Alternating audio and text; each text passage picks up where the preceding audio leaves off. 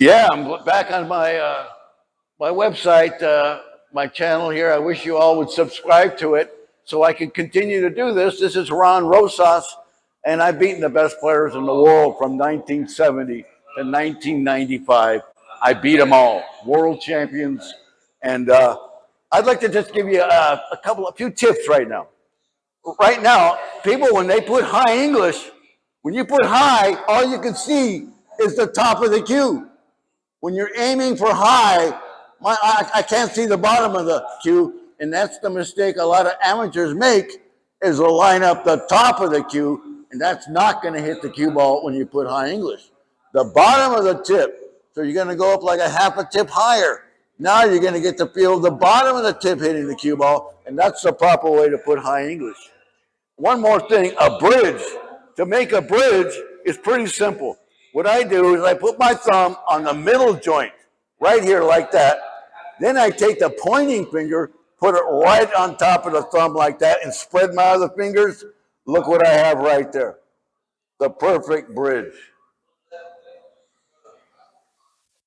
Well, okay, now I want to mention about wrist action.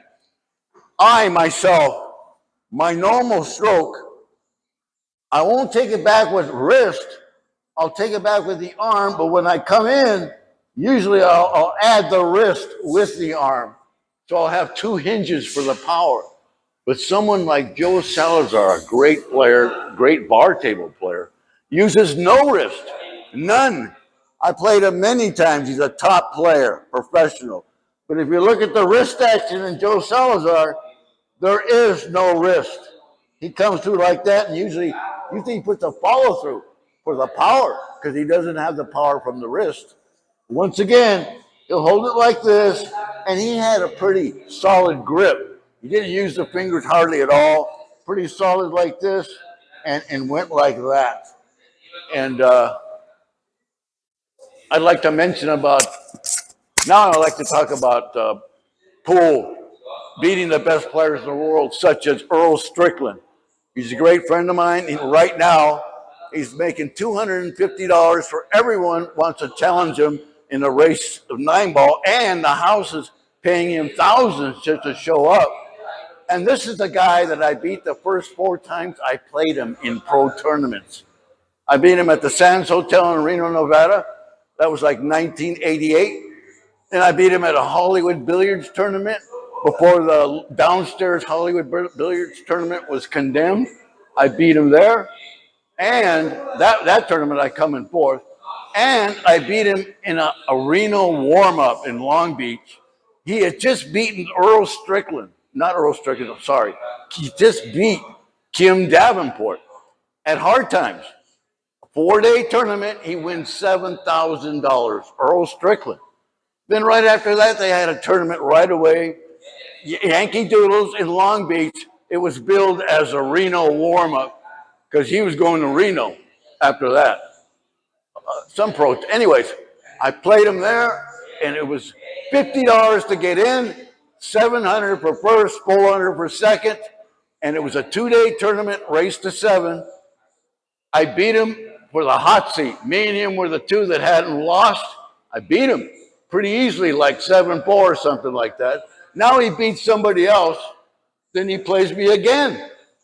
And I beat him again. I beat him twice at Yankee Doodles in Long Beach. And he commented up to me about how good I played because he thought the equipment was tough. It was by the beach and the rails were pretty bouncy, which they were. But my best part of my game was my touch. I mean, anyways, I beat the best players in the world, and I have been beat before, such as one match. I remember Grady Mathews, great player, Grady Mathews. The year was probably 1977 at the House of Billiards in Sherman Oaks. He whooped my ass. He beat me for like $400. I'll never forget it. And you know how he beat me? He was breaking and running out. I was not shooting. This guy was playing powerful 9-ball. Grady Mathews. I'll never forget that one. I've played the best players in the world. I've beaten the best players playing in tournaments. I love playing in tournaments, and I love talking to you guys about pool. And probably the most important thing, this is another tip, the most important thing you should think about as a player is think about your rhythm. What do I mean by that? You don't even need to be at a pool table to think about your rhythm. Just imagine how you're going to take it back and how you're going to come through. It takes imagination. Oh, it takes a lot of imagination to be a great player. You got to think about what you're doing before you're going to do it. You got to program the mind what you're going to do. And this is what I did really, really good. I had unbelievable recall. This is probably why I was one of the greatest players in the world for 25 years, because I always remembered my mistakes. And I love pool. I still love it. I just don't play like I used to. I'm too old right now. I love you all and thank you. Thank you all and subscribe to this channel, please.